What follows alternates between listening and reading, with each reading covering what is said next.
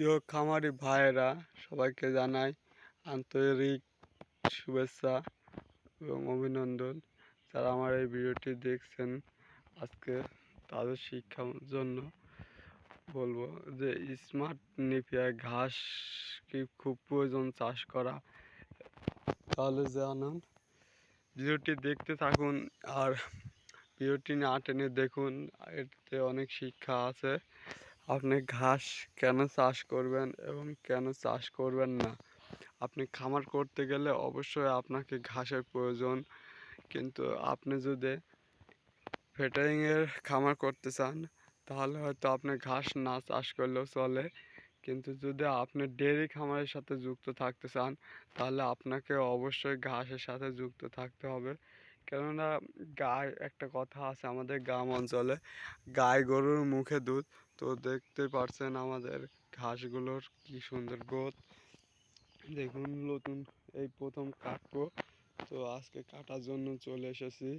তো দেখতে পারছেন ঘাসগুলোর কি সুন্দর কোয়ালিটি। এবং এই ঘাস খাওয়ালে দেখুন ওই যে আরও আছে,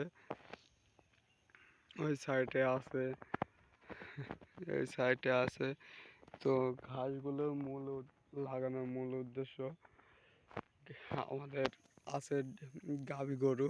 তো গাভী গরুর মুখে দুধ, এটা গ্রাম অঞ্চলের ভাষায় বলে। তো আসলে তাই, কারণ আমরা দেখছি, খড় খাইয়ে দেখছি।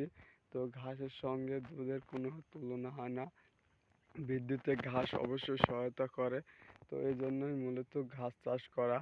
এবং আপনাকে তো গরুকে খাদ্য দিতেই হবে, ঘাস দেন অথবা খড় দেন। কিন্তু খড় দিলেও পেট ভরবে, ঘাস দিলেও পেট ভরবে। তাহলে আমি যদি ঘাস দিয়ে দুধ পাই বেশি, তাহলে আমাকে অবশ্যই ঘাস চাষ করাই উত্তম।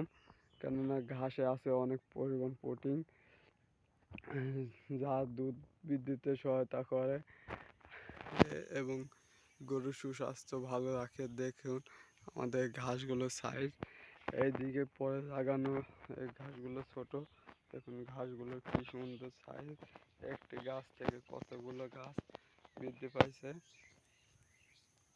তো ঘাস চাষ করা সম্পর্কে একটি ভিডিও বানিয়ে দেব।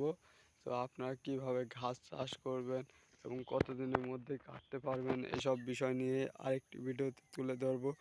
তো আজকে ভিডিওটির মূল উদ্দেশ্য ছিল যে গরুকে কি ঘাস খাওয়াতেই হবে। তো গরুকে অবশ্যই, গাভী গরুকে ঘাস দিতেই হবে বাধ্যতামূলক। যদি আপনি দুধ বৃদ্ধি করতে চান, যে গরুর 20 কেজি দুধ হয়, সেই গরুকে যদি আপনি ঘাস কন্টিনিউ দিতে পারেন, সেই গরুর অবশ্যই দুধ 20 থেকে 30-এ উঠে যাবে। কারণ বেশি দুধের গুরুত্ব খড়ের অনেকটা দুধের ঘাটতি থাকে, কারণ তাই। আর ঘাস খাওয়ালে গায়ে প্রোটিন, অর্থাৎ গাই গরু শরীরে ক্যালসিয়াম থেকে দুধ বৃদ্ধি হয়, বের হয়। তো আপনি যদি ঘাস দেন তাহলে ভিটামিন প্রোটিনের অভাবটা দূর হলো, আপনার দুধ অবশ্যই বৃদ্ধি পাবে। তো আজকের ভিডিওটি মূলত এ পর্যন্তই। তো পরবর্তী ভিডিওতে পেতে অবশ্যই চ্যানেলটি লাইক, কমেন্ট এবং শেয়ার করে দিবেন ভিডিওটি ভালো লাগলে, এবং চ্যানেলটি অবশ্যই সাবস্ক্রাইব করে পাশে থাকবেন। যদিও আমি ছোট ইউজার, তবুও আমি অভিজ্ঞতার সঙ্গে বলছি, ভাই আপনারা যারা এখনও ঘাস চাষ করেন না অথচ ডেয়ারি খামার আছে, তো অবশ্যই আপনি যদি বাড়ির পাশে আশেপাশে যদি সেরকম ঘাস লাগানোর মতো উঁচু জমি থাকে, এবং ঘাস লাগানো আরেকটি বিষয়, আপনাকে অবশ্যই পানির ব্যবস্থা থাকতে হবে।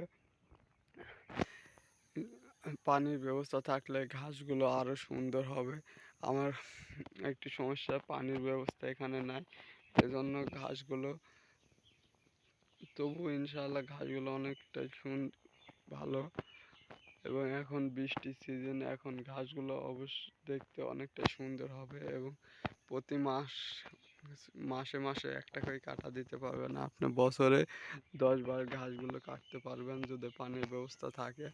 এবং ঘাস চাষ করলে অবশ্যই উপকার, কেননা আপনাকে গরুকে তো খাদ্য দিতেই হবে, তাহলে আপনি যদি ঘাস খেতে দেন আপনার একদিকে দুধ বৃদ্ধি পেল, আরেকদিকে আপনার খরচটাও অনেকটাই কমে যাবে।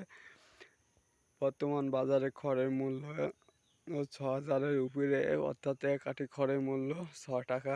তাহলে আপনি যদি ঘাস চাষ করেন ১০০ ঘাস কাটলে এর মূল্য আসবে ১০ টাকা।